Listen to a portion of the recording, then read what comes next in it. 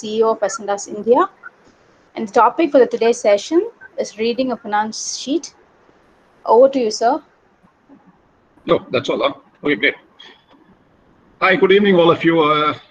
It's very funny because normally one likes to do this on a face-to-face basis. I can't see any of your faces, so I hope you can see mine. Not that it's much to look at, but that's where you are. Okay.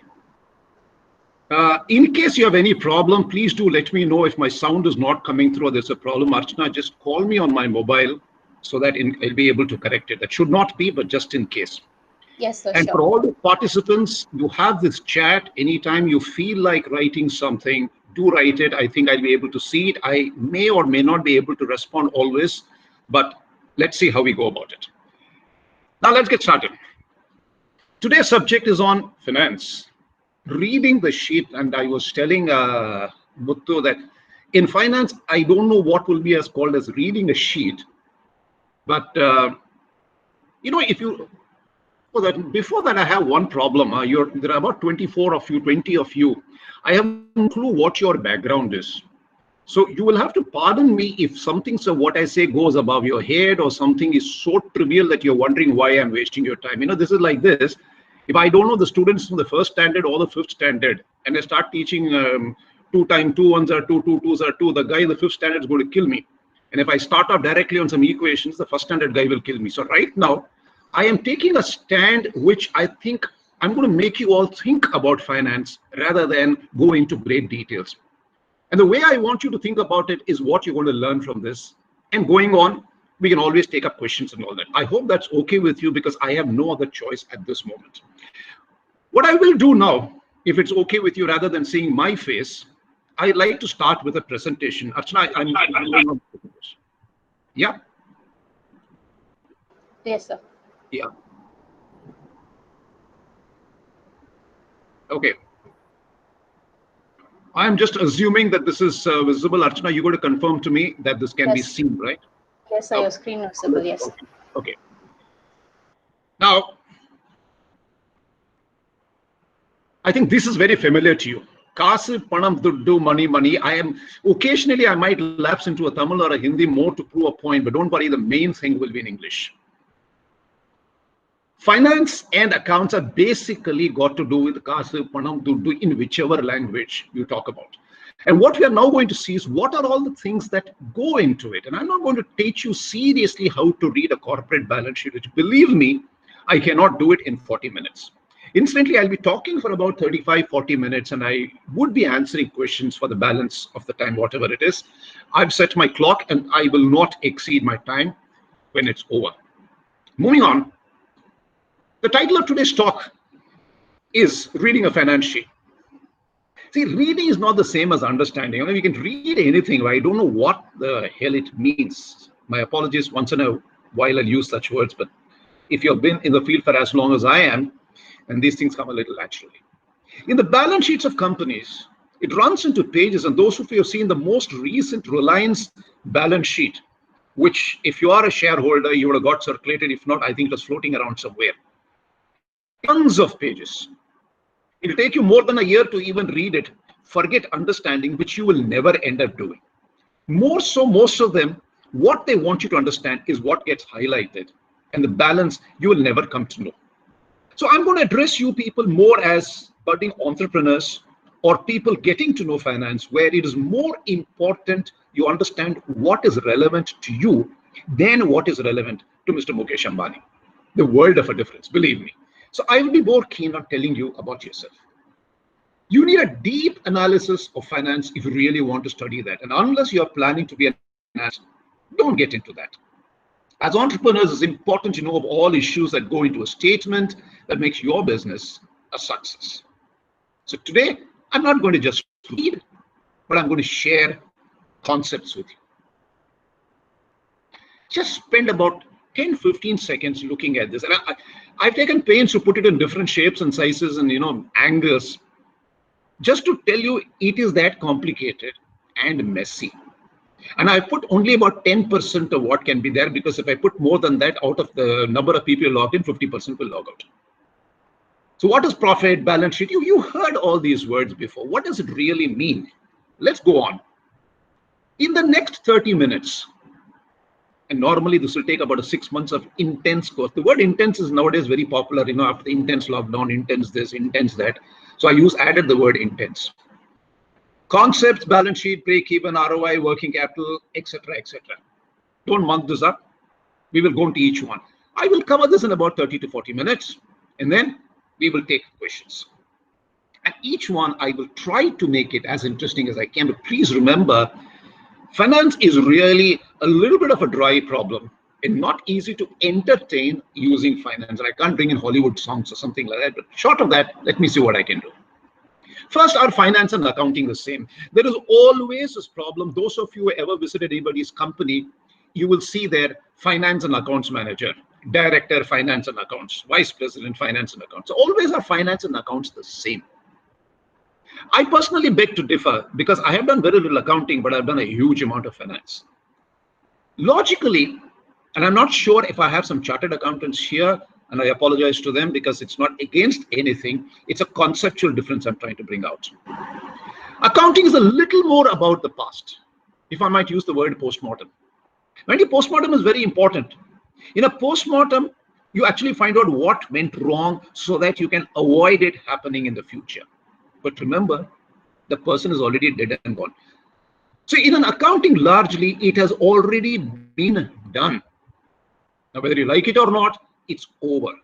You can improve on it, you can correct it, but it's over. Finance, on the other hand, is more about planning, about what is going to happen. You may not have so much of control on what is going to happen, but at least you know it's going to happen, you know it can happen, you know how to take a remedy if something happens. That's what finance will tell you more about. As I go further, I'll explain that to you because finance will help you in a lot of decision making insofar as your business is concerned. Not only for small businesses, it holds good for large companies also, but here I'm focusing a little more on entrepreneurs because you are basically from the incubator field. And therefore, I'm assuming that you would be small to start with and not large. Next. So why should an entrepreneur know about both accounting and finance? Well, we'll go into that. I've got some questions for you which I will post. Not all answers will be given. You can think about it. Does profits mean cash? Cash mean profit? We'll come back to that later. Various concepts. All of us love credit. I mean, who doesn't like to go to that Vivek showroom and that fellow comes, sir, please buy a 60-inch TV, just pay 5,000 rupees now, balance, we'll give you credit for 1 year. Ah, sounds so nice, I get a 60-inch TV by paying only 5,000. You think the Vivek guy loves you? He's so passionately fond of you that he wants to see a 60-inch in your bedroom or hall or something? No, he wants to market. And therefore the question comes that will my business increase if I give credit? And can I keep on giving credit? Why does my accountant get very angry with me? Yeah, I'm assuming most of you, when you get into business, you'll have an accounting. Incidentally, a small light thing. Anytime I take these courses in person, I haven't done so much on the E. When I ask them which course or which subject you people were scared of in the school, almost unanimously across the country, across the discipline, across anything, it'll be maths. Believe me, it's got nothing to do with this generation. My father, and believe me, he belongs to an extremely old generation. He was in school in 30s. He used to coin a statement which was popular in his school, that algebra is a cobra which makes the boys gabra. I mean, this I'm talking about in 1936. And as some wag recently put it in one of my memes, even then we didn't know what X and Y stands for. Even today, we do not know what X and Y stands for. So therefore, even when things change, it is scary. And when you start going into business, the most scary thing is finance. Because finance can't be seen. It's a little vague. And therefore, you employ an accountant. The accountant does everything for you. But remember, an accountant doesn't do what needs for your business. How do I price products? Take a simple thing. I am the Mudalali. And those of you who don't know Tamil, Mudalali means I'm the owner, entrepreneur. Why can't I just price it any way I like? I'm the Mudalali. What stops me? And finally, if I have a good software, can I get rid of my accountant? That stupid fellow keeps asking me questions, keeps warning me, keeps telling me not to do this. I want to invest in the machinery. But my MBM Mamanar again, for those who do not know, is a father-in-law, wants to know if I've done investment capital analysis. I don't know what it is. So now let's look at balance sheet and PL. The figures that you're very, very clear. You heard this so many times. You know, you all have a smart mobile phone. The difference between balance sheet and PL is very easy. You take a selfie, it captures the image at that particular moment. It doesn't capture it 1 second earlier, 1 second later. Though the modern phones, I think the recent phones like Samsung M31s captures immediately 2 seconds, immediately 5 seconds, and gives you the best. But even then, it's almost instant. Whereas the video, well, it'll capture as long as you keep the video on. A balance sheet is like a selfie. Usually the time is 5 o'clock on 31st March of any year. Whatever is the position of it, or close of working hours, I'm just taking it as 5 o'clock. Whatever is the position on that moment, 5 o'clock, 31st of March, that comes in the balance sheet. What happened at 2 o'clock on 31st will not come on the balance sheet. What will happen on 1st April at 10 o'clock will not come on the balance sheet. So you can understand what you see at one time can be very, very different from the truth. P&L, on the other hand, is usually for 1 year, which is 1st April of the year till March 31st next year. And that's like a movie. You put the video on 1st April and keep the video on to 31st, you get the P&L. And then you click a selfie at 5 o'clock, you get the balance sheet. I know, I'm making it trivial. But believe me, that's what it really is. What figures go into it? We'll look into that later.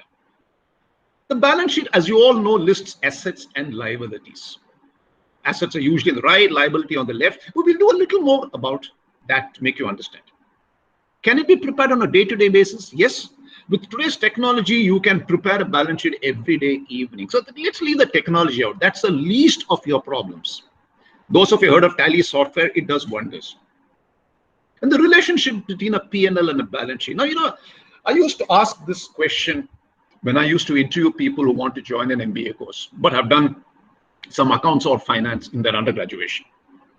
And the question is very simple. In case your friend, vendor, agent, whoever it is, drops in at your office and you offer him a cup of coffee, of course, at the company's expense. You know, the company's fellow comes and gives you a coffee, which you will charge to the company, or there's a vending machine, you get a coffee from there and give it to him. Now, he has a coffee and he goes away. Now, my question to you is, how does this cup of coffee affect the balance sheet of the company? Now, this sounds trivial. Most of them think I'm joking, but I'm not.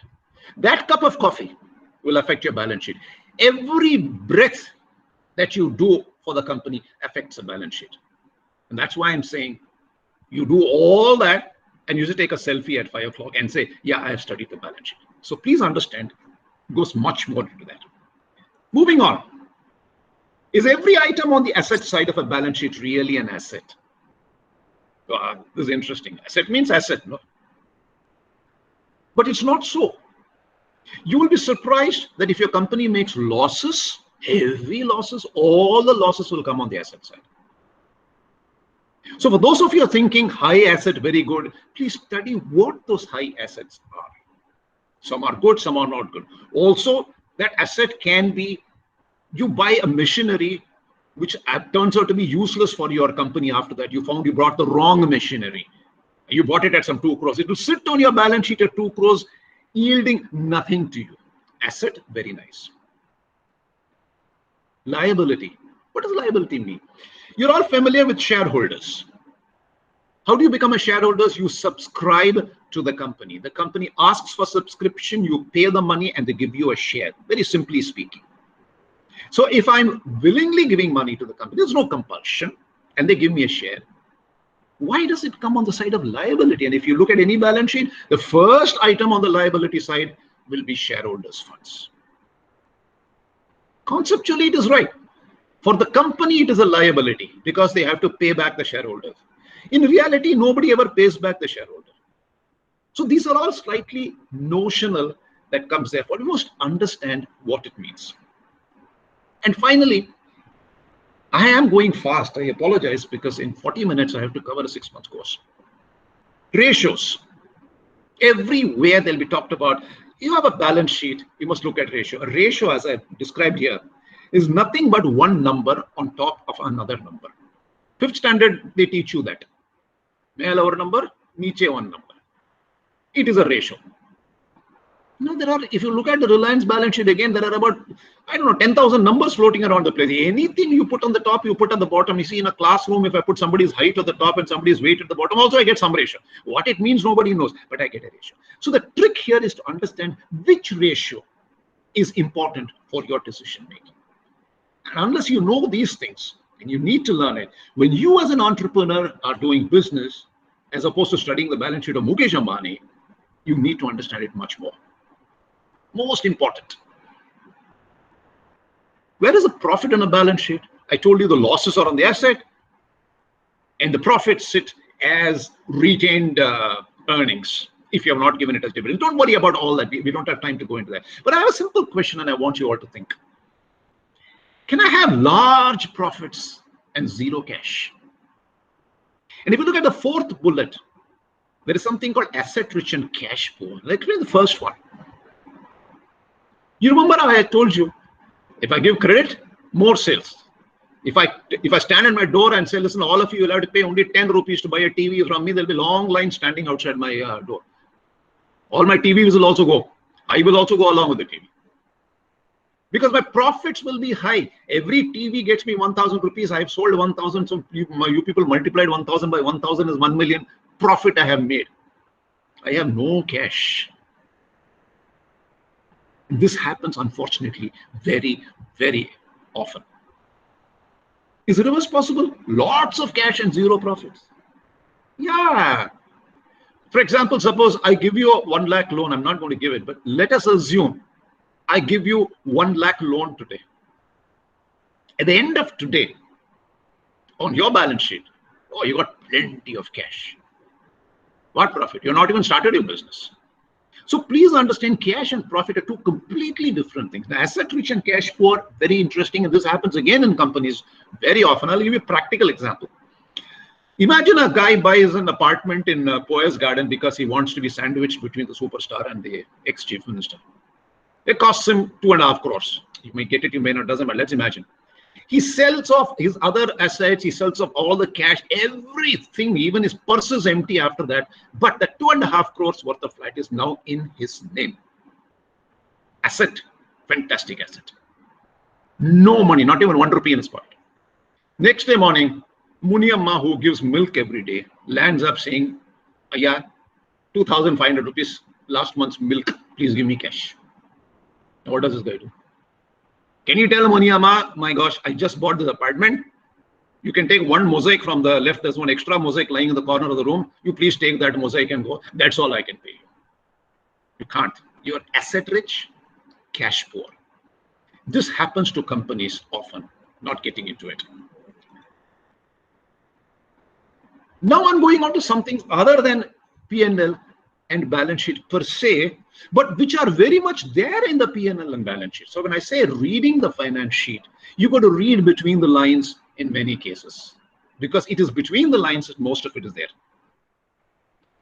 If possible, what is the variable and fixed cost? Now, these are all fancy terms. Don't get worried. I'm making life easy for you right now. I've given the example of a roadside sandwich seller, and I love this example. I use it everywhere because it's so simple. A sandwich fellow takes 2 slices of bread, puts a little bit of butter inside it, puts 1 tomato, maybe 1 potato, maybe 1 cucumber, cuts it and gives it to you. This is what he does. Now, for every sandwich he makes, remember, he has to spend on the 2 slices of bread, the little bit of tomato and little bit of potato, whatever it is. If he does not make the sandwich, he does not spend it. If he makes 10 sandwiches, he pays 10 times. And that is what is variable. Variable means if I do the product, I incur the cost. If I don't do the product, I don't incur the cost. Very simple variable. Fixed cost. Fellow has a small place, kiosk on the road, right? He must be paying a rent to somebody. He must be paying some minimum electricity charges. He must be paying a salary to one guy to help him clean up the place and get materials. Now that he has to pay regardless of whether he sells a sandwich or not. Those are fixed costs. Fixed costs are something you can't help but pay. Usually rents come under that. Interest comes under that. There are many other things. I'm not going into it. Then the question a sandwich fellow will have to ask, by how many sandwich must I sell to remain in the business? And that is where your break even comes in. Only if I sell 10 sandwiches a day can I remain in business. If I sell 9 sandwiches, I might as well close the shop, go home and forget myself. Now you must know what is that 10. That 10 is a very important thing. How do you calculate? Well, it's part of the 6-month course. Does it change during the year? Let us not get into that very much. What is the sunk cost? This again is very often there in the balance sheet, but people don't like to remove it from the balance sheet, because if you remove it, it distorts the assets and the liabilities there. Therefore, they let it remain. Now, I'll give you an example of a sunk cost. A very simple example to only make you understand. Let us say, nowadays all theaters are closed, but the day the theaters were open, I think one ticket in, I don't know where, Satyam or EA or wherever it is, one ticket, I'm just being nice, one ticket is $200. So 2 of you go, $400. And the popcorn is costlier than the ticket. So let's say another $250 you spend on popcorn, you spend $650. You go into the theater, sit down, and the movie starts. And then you realize you made the biggest blunder of your life. It's the most horrible movie. After half an hour, you get a splitting headache. Now you have 2 choices. You have spent the popcorn, at least you might eat it, but you spent that $400. You're not going to get it back. I don't see any theater fellow giving back because the movie is not good. So that is finished. That is your sunk cost. Now you have 2 choices. Because you pay the 400, you can sit through for another 2.5 hours. In addition to the headache, you get a stomach ache, a body ache, all other aches will come. Or you can say, okay, made a mistake, write off the 400, forget it. Let's get the hell out of here. Now, in company, you have to make that call. Sometimes you bought a wrong machinery, a wrong material, maybe a wrong packaging. It's a sunk cost. And that also comes in the balance sheet. They would have invested in some material which is lying there, which will never ever be used. That's a sunk cost. But we can't read it. That is why I'm going beyond just reading it and making you understand to read it a little more with intelligence and knowledge. Moving on. We finished about 20-25 minutes. I've got another 15 minutes I'll try to cover. Return on investment. You see, investment is something you make today and you get it back over a period of time. It happens in life. Your whole education was an investment. If you have done a higher course, you paid money, spent time on the campuses, studied it so that you can get a better job or better prospects, whatever it is. You've invested some X rupees, maybe 5 lakhs, 10 lakhs, whatever it is you invested, so that you expect to get it back over the next 30, 40 years of your life. Same thing in business. You invest in a machinery, you invest in something, expecting it to pay you back. You got to make profits. The problem is, if you look at the movies that used to be made, Hindi or Tamil movies that used to be made, I told you I can't bring Bollywood, but I'm not singing, I'm just telling you. In the 60s and 70s, the man making profits always was the bad guy. Usually he was the heroine's father. A rich fellow, usually owning a mill, because those days owning a mill was a thing. And he used to make profits, and therefore was a bad fellow. In addition, he will think VAT 69 or something like that. This was a caricature that was there for very many years. In the final, the 18th reel, of course, he completely gives up the VAT 69 and starts drinking milk and all that, and then hugs. Let's leave out the 18th reel. The caricature was making profits is bad. You're called a profiteering. Profiteering means making profit either illegally or hurting someone to make it. I'm not talking about that. If companies don't make profits, companies die, jobs die, economy dies. So it is important, if you invest somewhere, you must make sure you're going to get your profits. Now, is it just enough to get profits? That's where, take the bullet 3. If there are no returns, why not put the money in the bank? I'm not going to get enough money in the business. Let me put it in the bank. Maybe the bank will lend it to somebody better than me who can use it to do a better business. We don't know. But you are the wrong choice. If investment needs to get returns, then how do I calculate it? Can I read it in the balance sheet?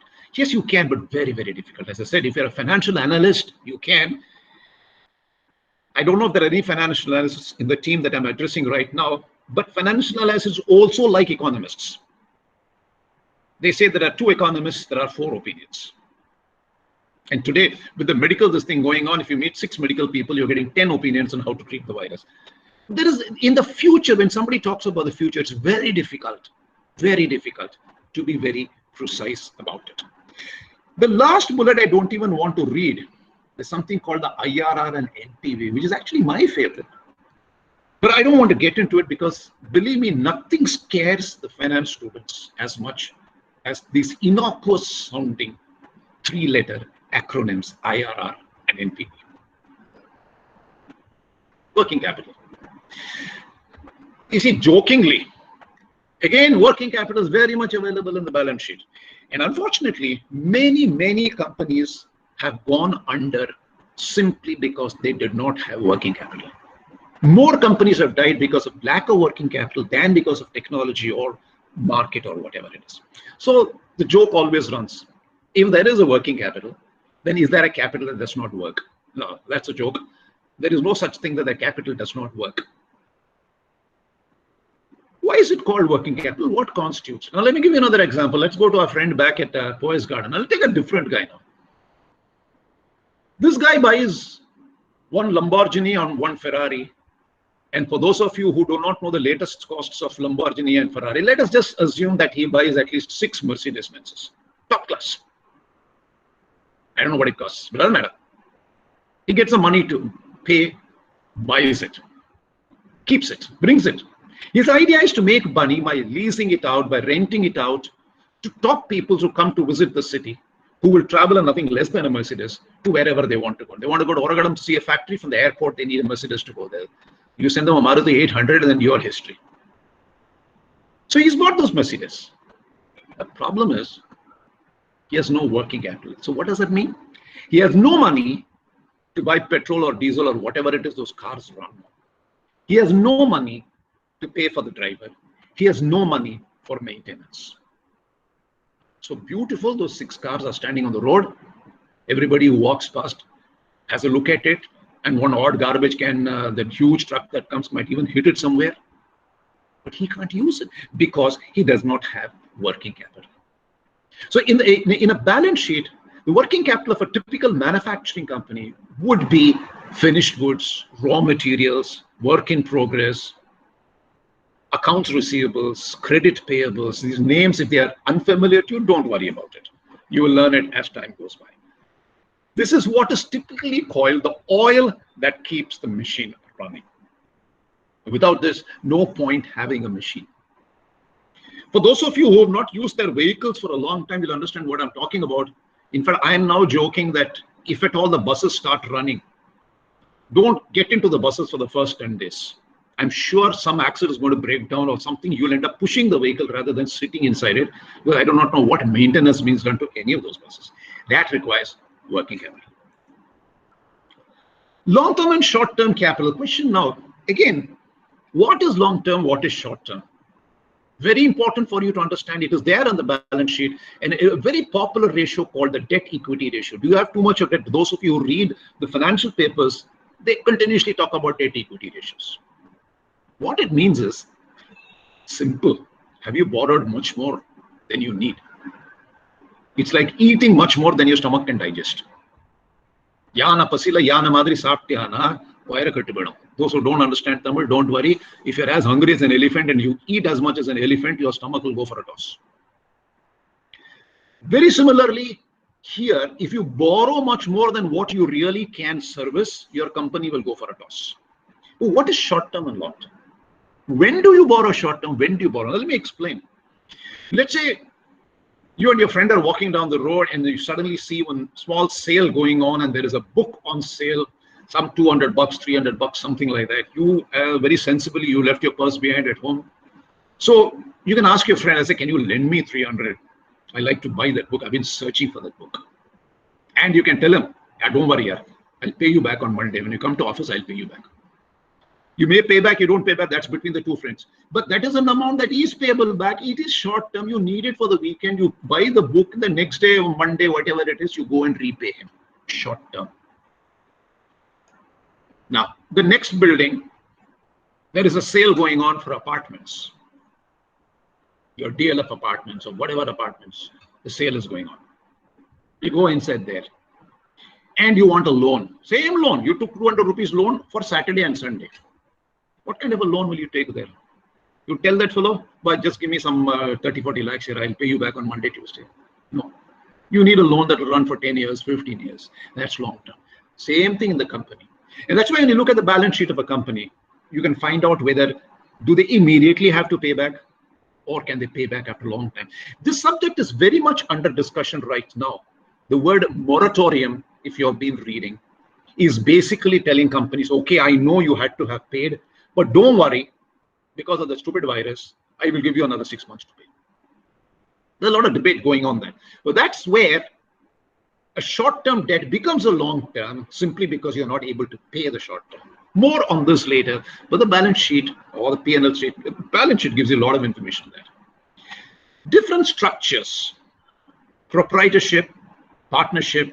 Let me look into this. Again, sorry, go back one. All this is fine. Now, many of you are starting out your company, so it is important for you to decide what kind of a structure you need to have. You can't just, it is not like, yeah, today I'm going to make aplam and sell, I made 100 aplams, can you just sell it and come? That's not a business. That can be a passion. That can be a hobby. We're talking about business. In a business, you got to sustain. A proprietorship, you are the sole fellow. A partnership, there's at least one more. And there's a difference. I don't know how many have heard of something called LLP, which is limited liability partnership. It is a partnership with some more, shall I say, masala thrown inside, some coriander, onions, and kotamali thrown inside. Private limited, I'm putting it in the order.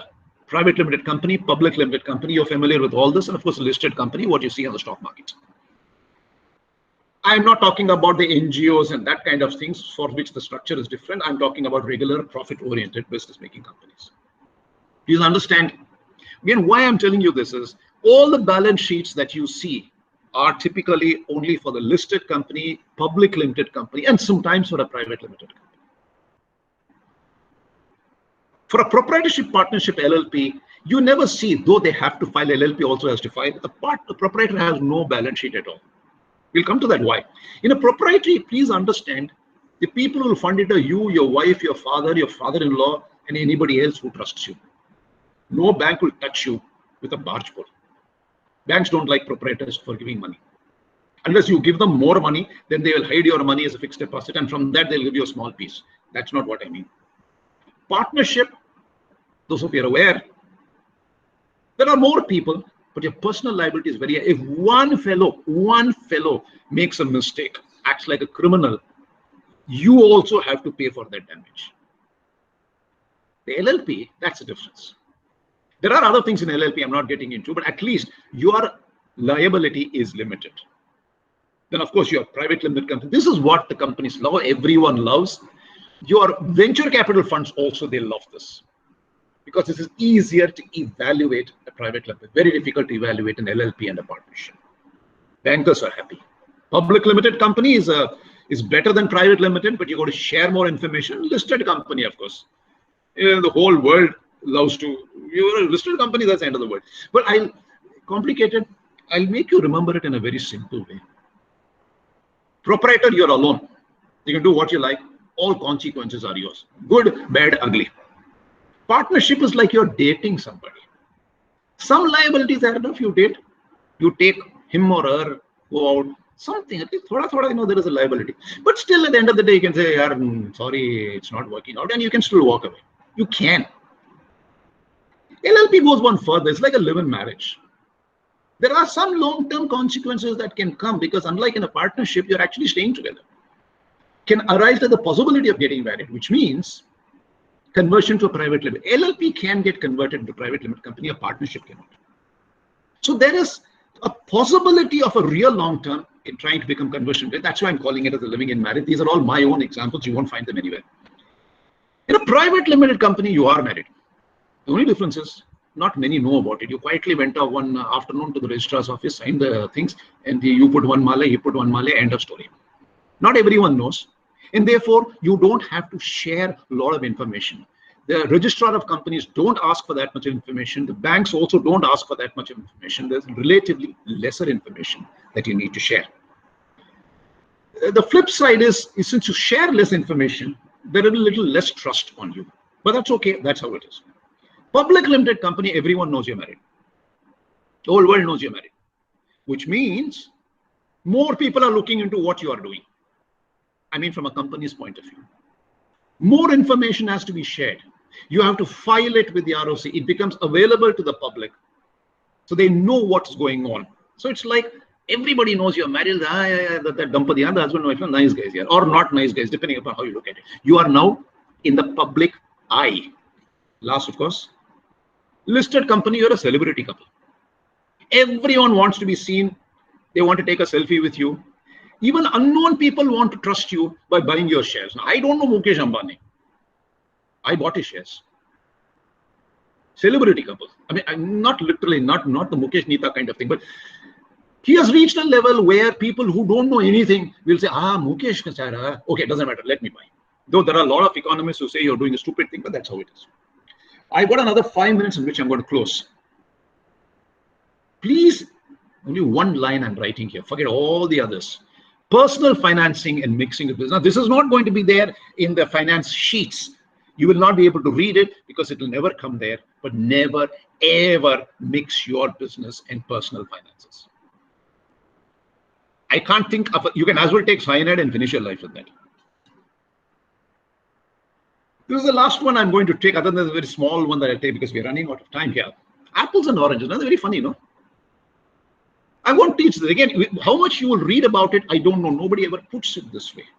In school, we are taught we cannot add apples and oranges because they are different kinds of fruits, right? Don't add apples. Your teacher would have scolded you.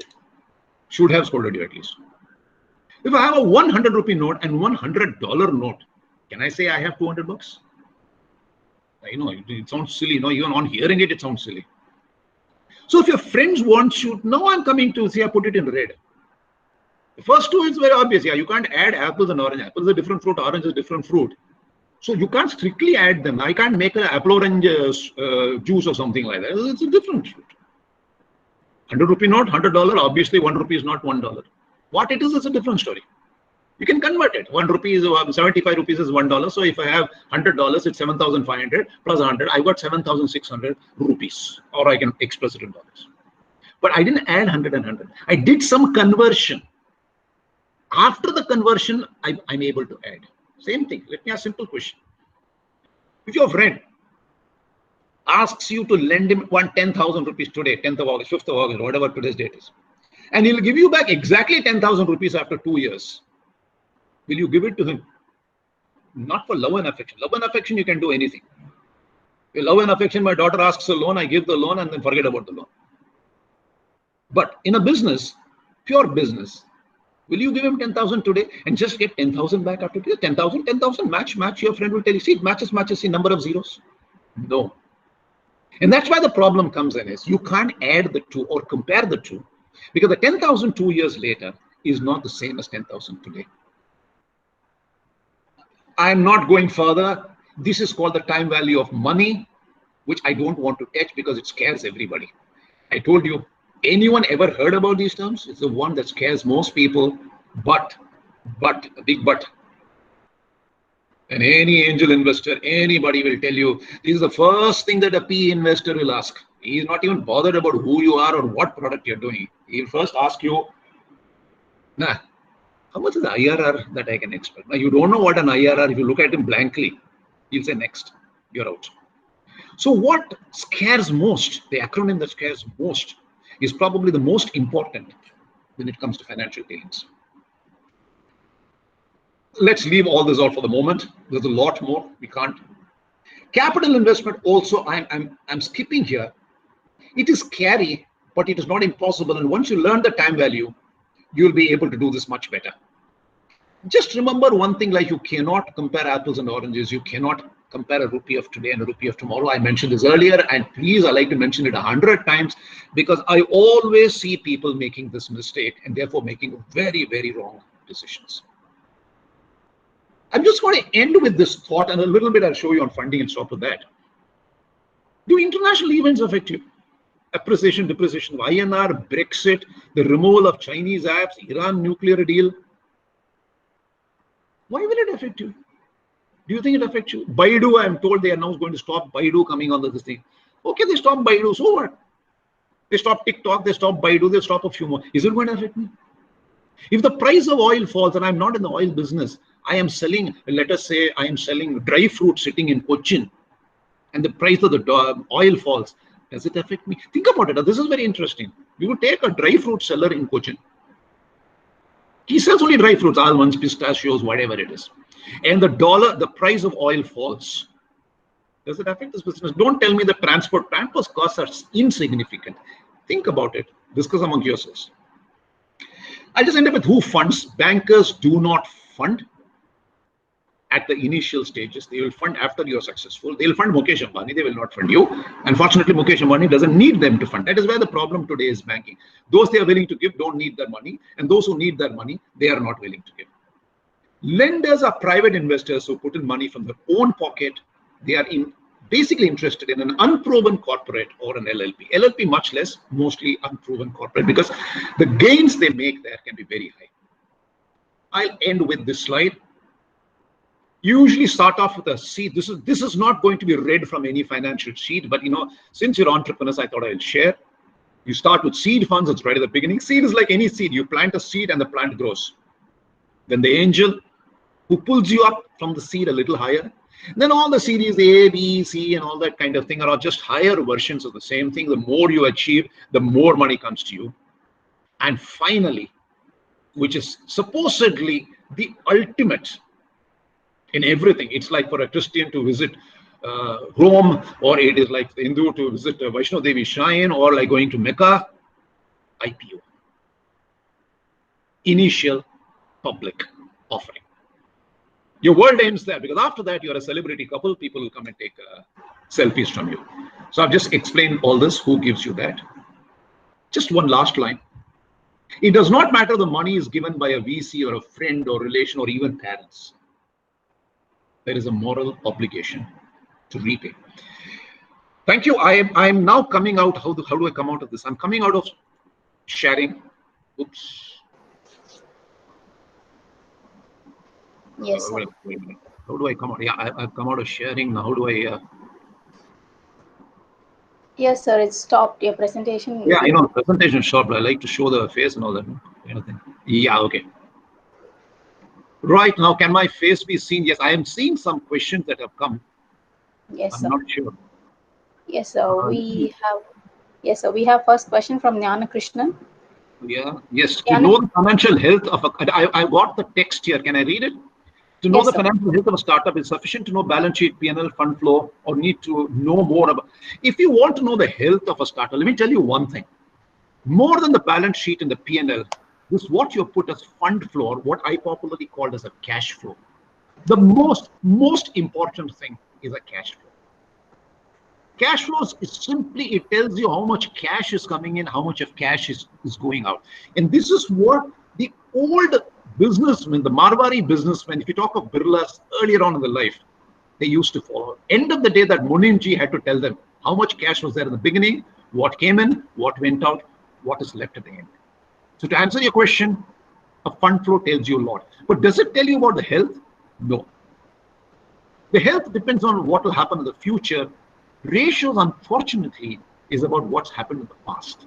So to answer your question, if you really want to know how good the startup will do, you got to study its product, you got to study the market, and you got to decide whether it will go. The current health of any startup is never very good. It's when you start, you don't know much. When I joined the engineering college, I know very little of engineering. It's at the end of the 4th year that you got to test me whether I know engineering, not at the end of the 1st year.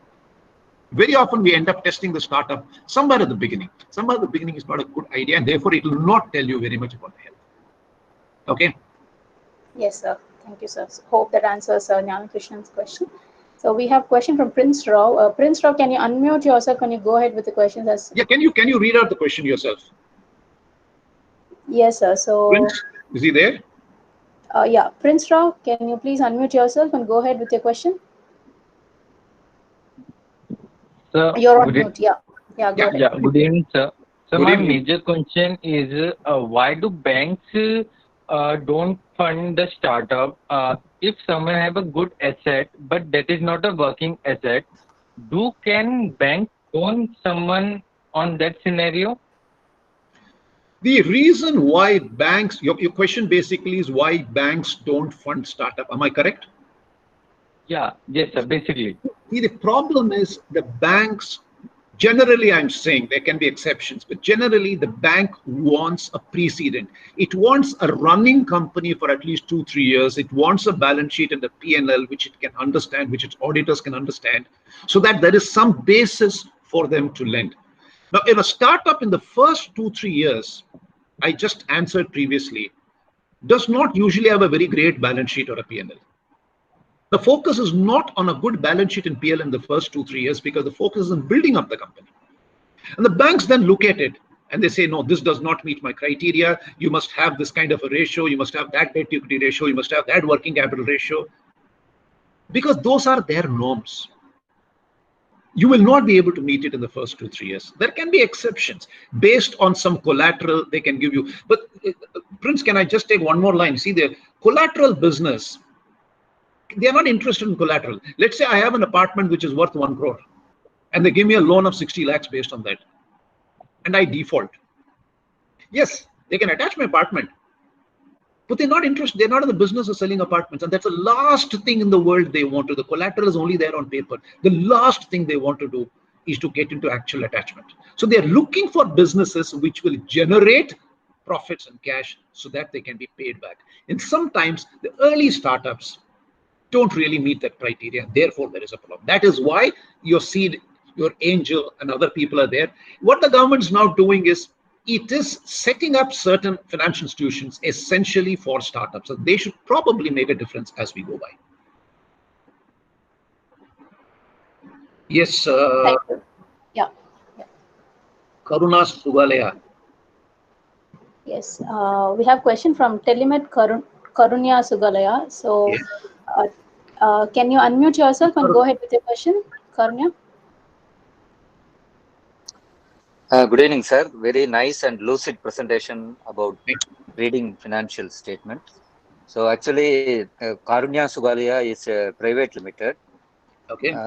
When we were not private limited, the questions asked by auditors will be lesser and also by the government. But whenever we converted into a private limited setup, Yes. then a lot of things are being asked by auditors on behalf of government. Yes. Is it now only so, sir? Even from previous days, these things are there. Okay. In a light-hearted slide which I showed, I used the word light-hearted. I said in an LLP and all that, you are dating as you are living in, right? And then I told you that in a private limited company, you get married. Correct? You remember that, which I showed? Yeah, Now, yeah, you I see, the remember. thing is, well, that was in the light-hearted vein. The minute you get married, the responsibility shoots up in real life, okay, as opposed to when you're dating. Now, as far as auditors are concerned, as far as banks are concerned, financials are concerned, the minute you become a private limited company, they are willing to invest more in you because yours is a better structured entity. But invest, when I say invest, I'm not talking as shares. It could be lending you money. See, banks don't only give money. They can give you facilities like an LC facility, for example, an overdraft facility, which is for brief periods of time. So there are other things they can give. But for that, they need a better structure. And a private limited company is a better structure than an LLP. An LLP is usually used by designs or consultants who don't need a lot of money, small amount of money, and they are all service oriented. Auditors will ask because banks ask. Not only banks. Have you ever filled in this? What is your name? Your company's name is Karunya Sugalia, but your name? Karunya, yeah, Karunya Sugalaya, Diabetes Care and Research Center Private No, I Limited. know, but It's a your big name. name, your personal name? My personal name is Sivakumar, sir. Dr. Shivakumar. Sivakumar. Shivakumar. Yeah. Yeah. Shivakumar. You're a doctor?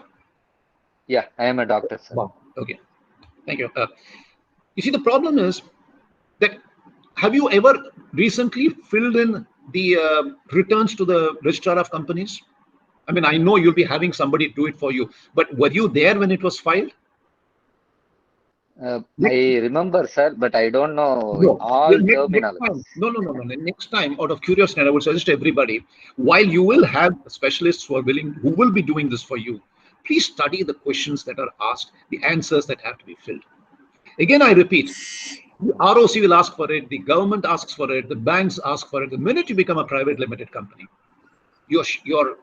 it shoots up the amount of information you have to do. And if you become a public limited company, it becomes even worse. And if you become a listed company, believe me, you need to have plethora of people just to fill forms because they trust you more, they're willing to invest in you more, they want to see you grow, but more questions will be asked.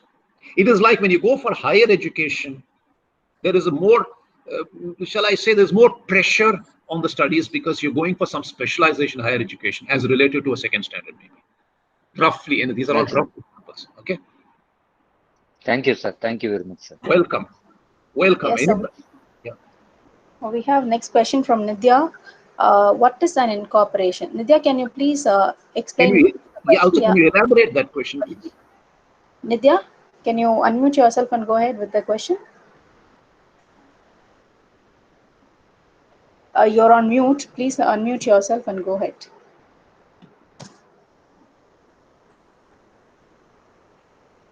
Nidya, can you hear us? Okay, I don't want to waste the time. Yes. Yes, please. She's left the meeting, it says. I think there's some connection issues with this. Connection drop. Okay. Meanwhile, I think somebody else has asked a question, right? Can I take that Yeah, up? we have a question from Rupam. Rupam, you can ask a question? Yes. Good evening, sir. It was a great presentation. Just wanted to ask we have a medical startup. We build diagnostic software. And now it is being used in different ways. So we give the technology, we have a software as a service, as well as we are in small term going into clinics and doing the OPD services, etc. So my question is, should they be considered as separate businesses within the company, and how the account should be maintained so that in future we have. I don't know your business fully, but let me just tell you one thing. If there is a company that has, let us say, more than one division, two divisions or three divisions, my recommendation would be that each division accounts be maintained separately. See, you remember I mentioned something called fixed costs. Yes. Fixed costs are above the line, like the managing director, who are common to all the divisions. They become the fixed cost. Don't bother about their costs the moment. Each division treat it separately. Understand whether that division is working well or not. You need to understand, because whether to continue with the division, whether to expand the division, modify it, you need to understand each division. So my recommendation, without knowing too much about your things, I'm sure your financial consultants will be able to tell you better, I would always advise people to maintain separate accounts. I don't know what it means from an IT perspective, and SaaS is only a facility. Yeah. Right. So, I mean, it's SaaS. I mean, I'm putting it crudely. I have an Excel spreadsheet, but if you ask me, shall I have different sheets for different companies? I would say yes. They're all on Excel spreadsheet. I can have one sheet. I can have 6 sheets. You understand? Okay. I'm making a simple example, but I would advise different. And your corporate, which is common to all, keep that separate. Okay? Yes, sir. Thank you so much, sir. That answers the question. Have a great day. I think Nitya came back. Yes, I think Nidya is back. Nidya, can you go ahead with your question?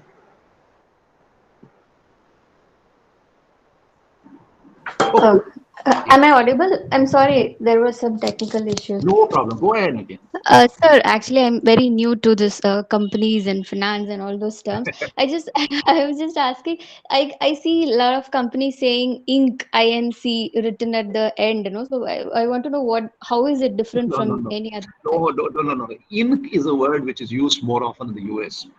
In Okay. India, you will see P Ltd or nearly Ltd, which is Okay. most common in India. P Ltd is private limited. You don't get, it's not nothing very great. And if the P is not there, it means it's a public limited company. So there's a Okay. difference between private and public limited. Public doesn't mean public has shares. Now, please, public can also mean only if your family has shares. Also, it can be a public limited company. Let's say you, your husband, your children, your father, parents, in-laws, also only they hold the shares. Even then, it can be a public limited company. So the word, many people mistake it that if it's a public limited company, it means many outsiders must have shares. No, only your family can have shares and still call it public limited. Okay, Okay. so Okay. P limited is private limited. When the word P is removed, it means it's public limited. And it's mandatory. If you become public, you cannot use the word P limited. And if you're private, you must use the word P limited. INC is a American concept, which is incorporated. It's like I am incorporating my public limited company under the registrar of companies. They incorporate under something else. So don't worry about the INC. Oh, okay. Okay, sir. Thank you. Yeah. Yes, Ropa. I'm through. Oh, finished. I'm sorry. You answered your. Yes, sir. Thank you, sir. So I would like to ask this quick question, sir. Yeah. So basically, for startup or any entrepreneur, so what would you say a major factor or a very key element that should be in a financial plan for any startup? Most key element is cash flow. Number one, you have to sleep, go to the toilet, eat food, drink water, everything keeping cash flow in mind.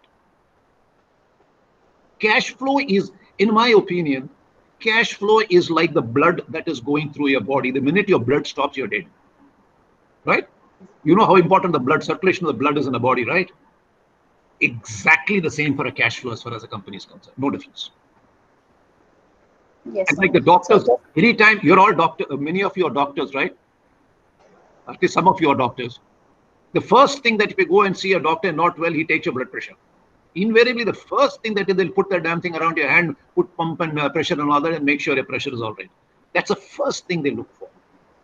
And this is as important. If I was going to evaluate any startup company, I'd first look at its cash flow. Everything else comes later. So yes, sir. doctors will be easy for you to understand because I've drawn the reference to a BP. And your BP will go up if the cash flow is not good. So that's a combination which you people will face. Yes, sir. So we'll just take this. I'm just take this last question, sir. So, as most of the entrepreneurs and budding startups, so what suggestions that you may give to these budding entrepreneurs or budding startups on managing the financials or managing the cash flow management of their initial startups, the budding startups, sir? Somebody has asked, I think Jyotishree, they've asked about any book. Honestly, I mean, there are plenty of books. Finance is one subject. There are enormous number of books. You go to a place like Higginbotham's, you'll find tons of books. You go and search in Amazon or Flipkart, you'll find tons of books. The problem with reading books at the initial stages is it's not easily understandable. See, the problem with finance is it's more esoterical. You got to imagine a lot. And it helps if there is somebody holding your hand in this process. I mean, the books are plenty, and many of them are very good books. So I don't want to recommend any specific book. I mean, my books are slightly dated, and there are modern books also available. There are books specifically written for startups, but even that, you have to understand it. So my suggestion would be, do read. It is important that you read. It is important that you understand. But also, as I said, start from the... Okay, let me tell you one thing before we finish. There is nothing great. Most of it is a whole amount of common sense. Other than the regulations, leave the regulations. Most is common sense. I gave you that sandwich fellows example. Just tell me one question. If you're a trader, if you buy a toothbrush for 10 rupees, will you sell it for 9 rupees? Now, you don't need to understand finance, right? You don't need to understand finance. If you buy something for 10 and sell it for 9, it's a disaster. The question comes in, will you sell it for 11 or 12 or 13? Now you have to start thinking. Remember my break-even kind of thing. So some things are obvious. Something simple arithmetic will do. Please practice that. Cash flow, morning, evening, jabam, whichever religion you are. Cash flow is your first religion. Your other religions come after that. That's all I can suggest. There are plenty of books. Choose your convenient book, but no book will be able to really, really drill this into you. Jyotishi, I'm sorry, I'm not able to suggest a book. There are plenty. Okay, sir. Thank you. Thank you. Thank you, sir. Okay. So, yes. So, yes, so before we wrap up, I would like to make a few announcements here. So, it's,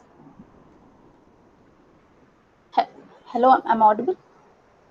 Oh, you're audible to me.